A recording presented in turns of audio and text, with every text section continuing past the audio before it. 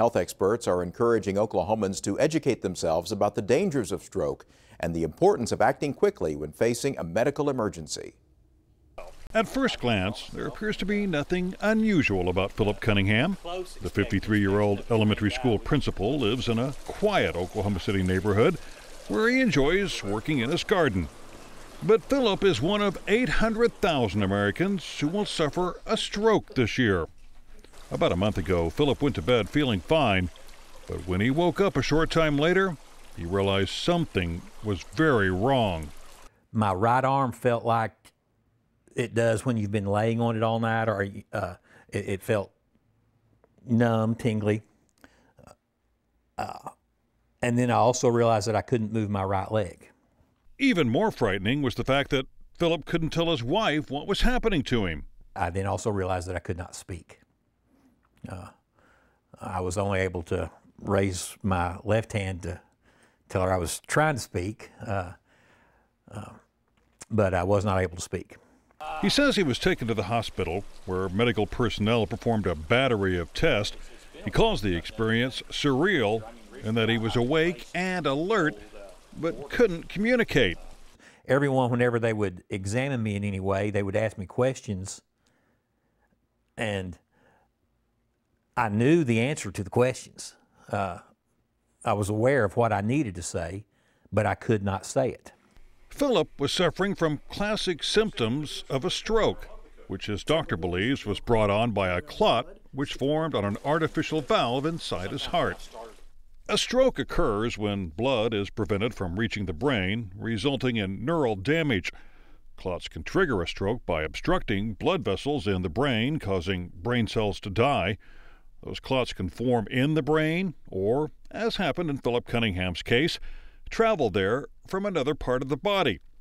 There's also another kind of stroke, which occurs when a blood vessel inside the brain bursts, causing pressure on brain tissue. Dr. David Gordon is the chairman of the Department of Neurology at the University of Oklahoma Health Sciences Center.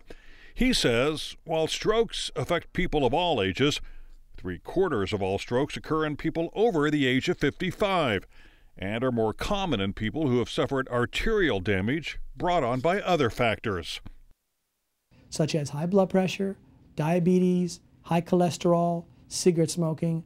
Those kinds of things all lead to long-term damage to your pipes, your arteries.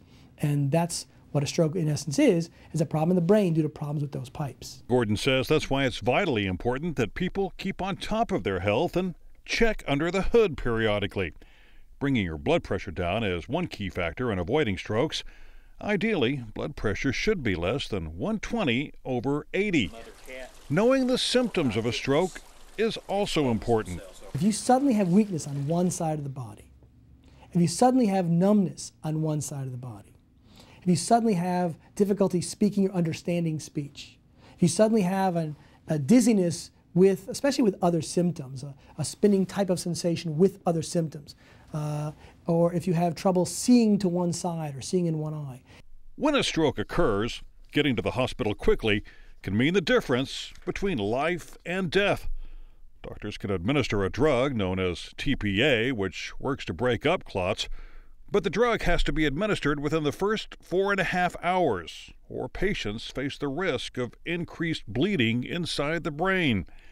For those patients who've gone longer than 4.5 hours without treatment, there are other options. They have other devices that are more like plucking out devices, either suction devices or corkscrew devices. So they put the catheter in, and they can see the clot up there, and then they put a corkscrew in and pluck out the clot.